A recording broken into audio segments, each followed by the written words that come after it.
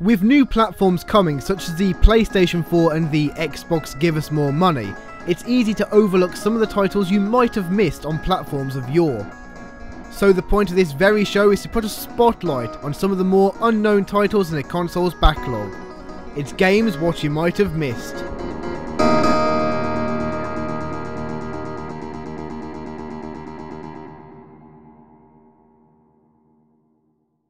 The PSP was announced almost 10 years ago, and whilst games are still trickling out for the system, it's now been superseded by the Vita, which is flying high in its own regard. Well, not so much flying high, but at least existing as a product. With so many years of the PSP being around, many of you might have one but be completely unaware of some of the mad, fun and niche titles available. So it's the PSP we begin with today. The PSP's main competitor was Nintendo's DS, and one of the titles to make that such a success was Mario Kart. Everyone loves Mario Kart, and with its portable multiplayer action, it was always going to be a hit. Sony wouldn't be able to easily copy that model though. As PlayStation All-Star showed us, Sony hasn't exactly got a host of popular characters they can use. That didn't stop Sony's Japan studio from giving it a go though, with those sneaky apes from Ape Escape. Released exclusively in Japan, Ape Escape Racer was an attempt at emulating the same success on the PSP. But instead of Mario and his friends, all you have to choose between here is a yellow ape and a purple ape.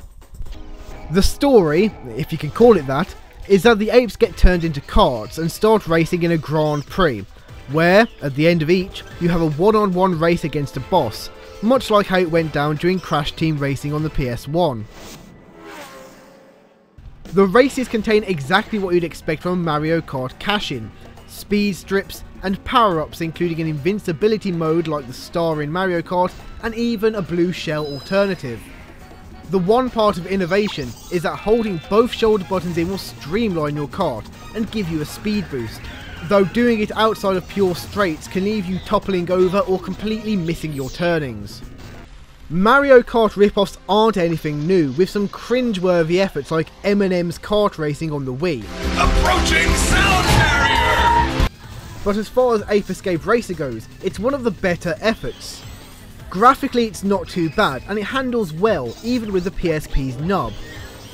The downfall though is that the game only technically has 4 tracks. As the Grand Prix go on, you will drive the same tracks, but at a point have to veer onto a different part of the track, which makes it different by taking you through a different route. So technically it is a new track, but only for half the time. Each track also has its own music which will constantly loop, so even if the track changes, then the music won't.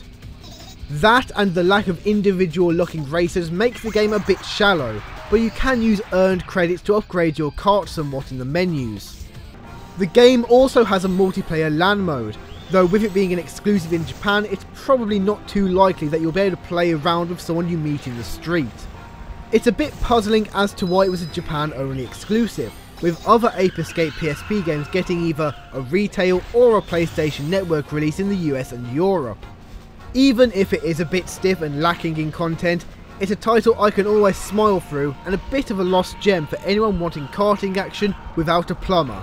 To get your hands on the game, you either need to download it from the Japanese PlayStation Store, which means you need Japanese credit, or import a copy on a UMD disc, which can cost up to £20 from some importers. It might seem pricey for a kart racer, but if you want to breathe some life into your old and dishevelled PSP, then it's certainly an addicting title that you'll want to whip out on the bus.